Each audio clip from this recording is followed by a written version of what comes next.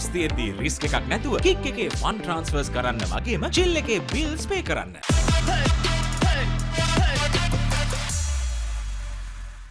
After a drawn T20 series, the two teams are all set to clash in a 3-match 50-over series. This will be the first bilateral series between the two sides in Sri Lanka after almost 11 years, and the last bilateral series in New Zealand, which took place in 2023, was won by the host 2-0. The two teams have faced each other in 102 encounters, and New Zealand have won 52 while Sri Lanka have won 41. Sri Lanka will be looking to end their losing streak against New Zealand in the format, as they have not beaten the Kiwis since 2015.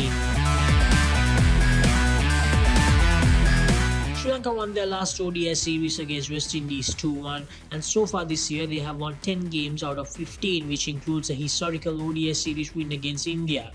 New Zealand, on the other hand, have not played any ODI cricket this year, as their last assignment in the format was against Bangladesh in December last year. Since Sarita Salanga was handed over the captaincy, Sri Lanka have done well in the format, but the key issue has been how the pitchers have behaved in Sri Lanka. Win the toss, bat first and defend using spinners is a ploy that Sri Lanka have used this year, and it will be interesting to see if Sri Lanka do use the same plan or shift back to the flatter surfaces like in the series against Afghanistan earlier this year. New Zealand will be satisfied after the T20 series, as they managed to draw level with an experienced Sri Lankan outfit. With newcomers in this format as well, they will be hoping to repeat something similar in the 50-over format.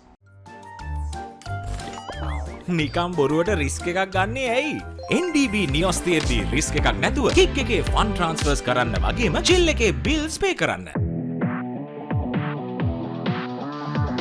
Pathum Nissanka will be Sri Lanka's go-to batter in the series without any doubts.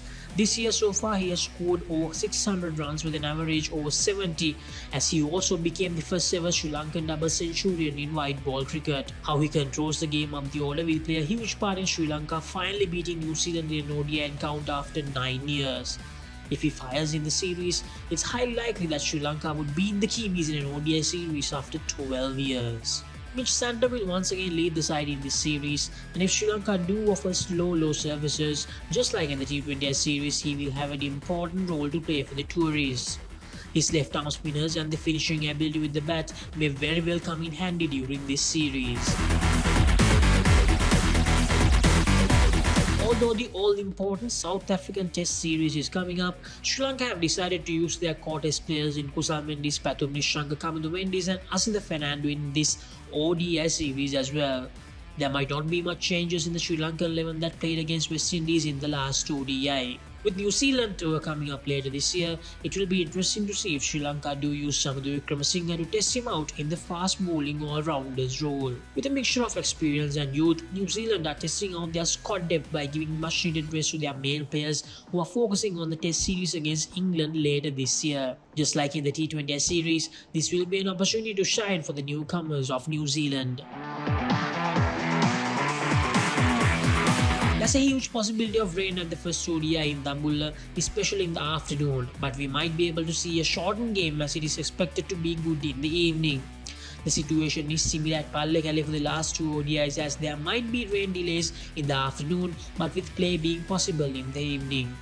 All these three games may probably be rain-shortened games from the current look of things. That is certainly up in there, and Sri Lanka might very well go with the low services which have suited them in the last few tours. Hey, have you heard about Z? Z. Quick KYC. Easy. Mobile banking. Crazy. Education loans and salary advances. Amazing. Introducing the Digital Youth Account. NDBZ. NDBZ from NDB Bank. The future is banking on us.